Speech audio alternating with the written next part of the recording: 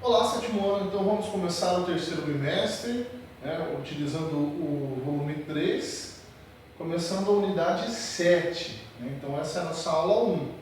Fiquem sempre atentos ao número da aula no vídeo. A partir desse bimestre a gente vai estudar uma outra dinâmica. Considero até que é um conteúdo mais tranquilo, porque a gente vai estudar o Brasil de forma regionalizada. Então vai estudar todos aqueles conceitos que a gente viu de geografia física, humana, e continuando o nosso estudo sobre a geografia do Brasil, mas agora de forma regionalizada. Estudar o Brasil de acordo com cada região, as dinâmicas de cada região do Brasil. Levando em consideração que 5 regiões do IBGE. 5 regiões do IBGE. E o nosso estudo começa então com a região Nordeste. É a primeira das 5 grandes regiões do IBGE que a gente vai estudar. A região Nordeste ela é composta por 9 estados. A gente até vai ter uma dinâmica diferenciada, que a gente vai ver que o Nordeste possui sub-regiões. É mais fácil estudar o Nordeste de acordo com as sub-regiões do que estudar os 9 estados nordestinos um a um. Despenderia muito tempo. Então, só para esclarecer, quais que são? Alagoas, capital Maceió. Vejo que é um dos menores estados do Brasil, porém tem uma grande densidade demográfica, com 3 milhões de habitantes. Bahia, já é outra dinâmica, um dos maiores estados do Brasil, capital Salvador, mais de 15 milhões de habitantes, e uma baixa densidade demográfica, devido à sua grande área. Ceará, capital Fortaleza, 9 milhões de habitantes. Maranhão, capital São Luís, 7 milhões de habitantes. Paraíba, capital João Pessoa, aproximadamente 4 milhões de habitantes. A maior parte da população ali do estado está próxima à região de João Pessoa ali. Pernambuco, capital Recife, quase 8 milhões, quase 9 milhões de habitantes, estado de Pernambuco. Piauí, capital Teresina, 3 milhões de habitantes, então a gente tem grandes disparidades, Tem estados bem populosos, como Bahia, Ceará, Pernambuco, que são justamente os 3 polos econômicos, os 3 maiores estados no sentido econômico e de importância geopolítica na região, são os mais populosos também. Rio Grande do Norte, capital Natal, e Sergipe, capital Aracaju. Sergipe é um estado bem pequeno, menor da região, seus 21 mil quilômetros quadrados. E aí que a gente entra nessa dinâmica das sub-regiões que eu citei. Então, ao invés de estudar a dinâmica de cada estado, a gente vai estudar a dinâmica das sub-regiões. Por quê?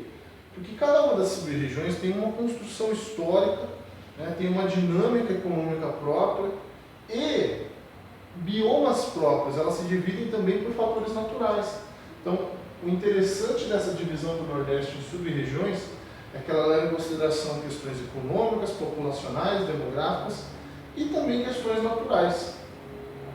Então a gente tem a Zona da Mata, que é essa região que vem aqui, desde o sul da Bahia até o litoral norte do Rio Grande do Norte. Ela se chama Zona da Mata porque nela predominava a Mata Atlântica. Eu falo predominava no passado porque boa parte da Mata Atlântica que existia aqui já não existe mais, foi dizimada. É a região que possui mais cidades, mais centros urbanos. Das 9 capitais nordestinas, 6 estão aqui na Zona da Mata. A região mais urbanizada concentra a maior parte da população do Nordeste e com a economia mais dinâmica, com polos industriais, portos, setor de serviços dinâmico, turismo muito forte. Então, a Zona da Mata é realmente o coração econômico do Nordeste. Depois nós temos o Agreste. O Agreste não possui nenhuma capital, nenhuma das capitais nordestinas está no Agreste. O Agreste é uma transição entre a umidade da Zona da Mata, a umidade aqui do Oceano Atlântico, que predomina ali na Zona da Mata, e o semiárido do sertão. O Agreste faz a transição entre essas duas regiões. O Agreste é uma região ali também rica em serras, chapadas, e fazendo a transição entre o úmido do litoral e o seco do sertão. Depois nós temos o sertão nordestino, né? Em área é a maior região, né? Possui uma capital, Fortaleza, lá no Ceará, né? E tem todas as questões, né? Do semiárido, da indústria da seca, de uma população pobre, miserável, né? Que vive ali em condições precárias, principalmente nas pequenas cidades do interior do sertão. Né? Tem toda a questão do Rio São Francisco, sendo muito importante para a região, da agricultura irrigada, do bioma da caatinga. O sertão tem particularidades ali interessantes. E o meio norte, né? Que o próprio nome já diz, meio norte, né? É o meio do caminho para chegar no norte do Brasil, na região amazônica. Ela também é uma região de transição, igual ao Agreste, né? Faz a transição entre o sertão seco e a Amazônia úmida. Então tem duas capitais, né? Pega ali, ó, Teresina e São Luís. Então, o meio norte pega ali, ó, metade do Piauí e o Maranhão todo.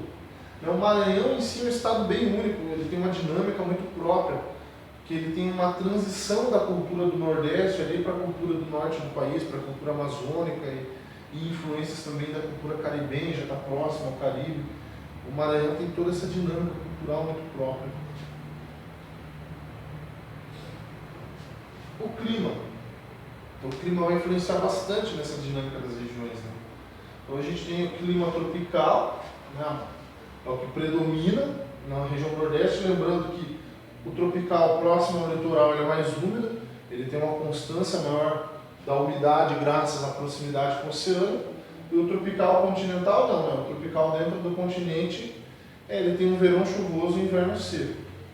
Temos o tropical semiárido, que é o interior do sertão nordestino, e esse sim é muito seco, chove muito pouco, poucos meses por ano, 2 a 3 meses, e muito pouca chuva, né? Uma quantidade pluviométrica muito baixa, por isso que é semiárido.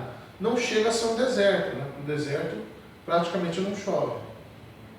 E aqui um pedacinho já lá no Maranhão, né, na transição ali para o meio norte, né, na transição para o norte, para a Amazônia, você já tem uma porção do Maranhão de clima equatorial, de clima úmido o ano todo.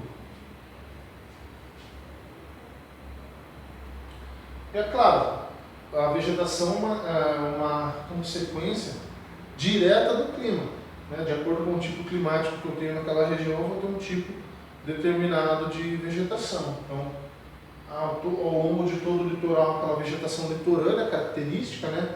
Mangues, restingas, bem característico de litoral. Eu vou ter uma porção de cerrado no interior, né, da Bahia indo até o Maranhão. O Maranhão é muito interessante, né? O Maranhão tem vários biomas. Né? Tem um ponto no Maranhão onde você tem um encontro de Mata dos Cocais, Caatinga, Amazônia, Cerrado ali. Bem interessante essa região aqui de encontro de vários biomas. Então eu tenho uma porção de cerrado, a nossa savana brasileira. O que é a Mata Atlântica, o restante de Mata Atlântica, né, que praticamente não tem mais. Né? Lembrando que esse mapa, sempre quando a gente analisa um mapa de vegetação, é a vegetação original. Boa parte dessa vegetação original já foi dizimada. A própria Caatinga, que é um cerrado que se adaptou ao clima semiárido. Né? Então a Caatinga é uma adaptação que o cerrado fez ao clima semiárido. Né? Uma vegetação de estepe, uma vegetação de plantas xerófilas, com espinhos, galhos retorcidos, que se adaptaram ao clima seco, semiárido. Né? Caatinga significa mata branca, né? Que uma época do ano tem um ponto lá onde fica bem seco, ela fica bem esganiçada. A Mata dos Cocais, que é uma formação vegetal bem interessante, que ela é justamente uma vegetação de transição entre a Caatinga seca e a Amazônia úmida. Então aqui a gente já tem um pedaço de Amazônia no Nordeste. E aí são os tipos das formações vegetais que a gente encontra no Nordeste. A Zona da Mata, como eu disse, né, ela se destaca pela questão dos manguezais, né, da vegetação litorânea. É a região mais rica, mais dinâmica economicamente, com as maiores cidades, turismo muito forte, indústrias, polos industriais se instalaram, né, nas últimas décadas.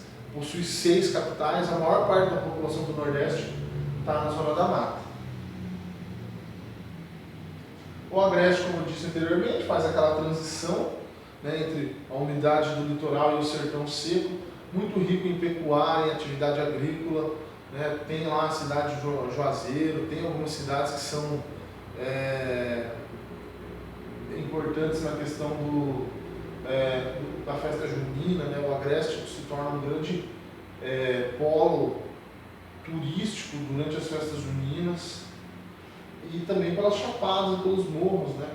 Ali na região onde você está saindo do litoral e subindo o Planalto. A Chapada Diamantina lá na Bahia, paisagem bem bonita.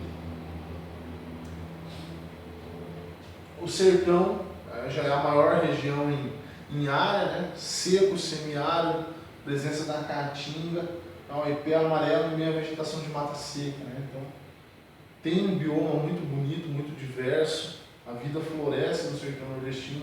Muito importante a questão do Rio São Francisco, né, que abastece a agricultura irrigada no sertão. Agora foram terminadas mais obras de transposição das águas do rio, né, que estão levando a água dele para áreas secas do sertão ao norte do sertão ali nordestino. Ele não tinha tanta água chegando, principalmente ali no interior do Rio Grande do Norte, parte do Ceará, da Paraíba. Então, estão levando água lá para abastecer a região. E o meio norte aqui com a Mata dos Cocais, que é aquela vegetação que eu expliquei, que faz a transição entre a Caatinga e a Amazônia. Com toda aquela dinâmica única do meio norte, né, que é uma transição tanto da geografia física quanto da geografia humana, né? Mistura muito a cultura do Nordeste com a cultura amazônica. Para fechar, vamos fazer então organizar suas ideias, né? Então, aqui a zona da mata está associada ao quê? A vegetação litorânea. Vamos ligar as colunas, né? Zona da mata associada à vegetação litorânea. Meio norte, a Mata dos Cocais. O sertão, clima tropical semiárido. E agreste, transição entre sertão e zona da mata. E é isso, gente. Obrigado por assistir. Fiquem atentos à próxima aula.